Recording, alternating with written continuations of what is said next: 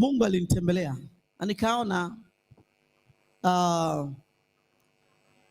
kwenye maono mambo mawili ambayo yalikuwa ni muhimu kwetu kwa ajili ya kuelewa how to pray.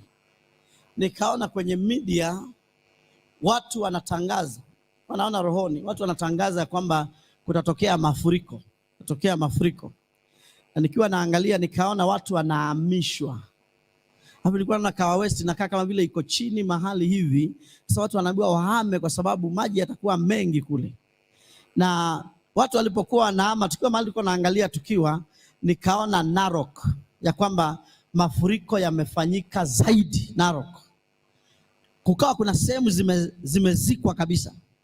Lakini kwa sababu watu walikuwa tayari wameambiwa, hawakuweza kuadhirika sana. So watu wengi walipona. Na nikasikia Mungu akiniambia kwamba tuombe, ili sio lazima kila wakati kunakuwa na mafuriko watu waumie ama watu wafe ama kuwe na maangamizi makubwa. Hapana, sio lazima. Unaweza ukafanya ombi na mambo hayo yakazimika. Bwana asifiwe sana. Nakumbuka siku ile niliwaambia kwamba niliona manyumba yakianguka.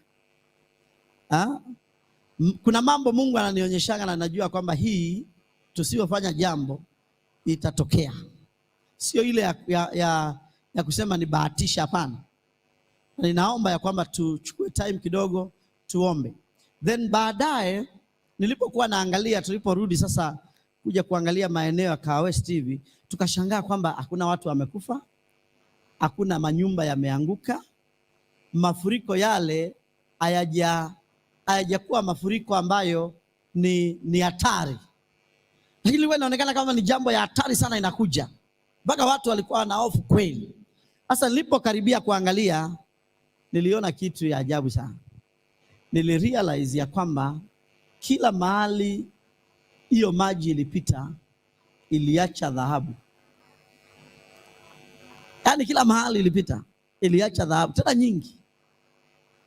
Maana watu sasa walikuwa na issue ya kuulizana, hivi dhahabu hii tutakubaliwa kuichukua sisi tuitumie? Ndio walikuwa wanaulizana watu.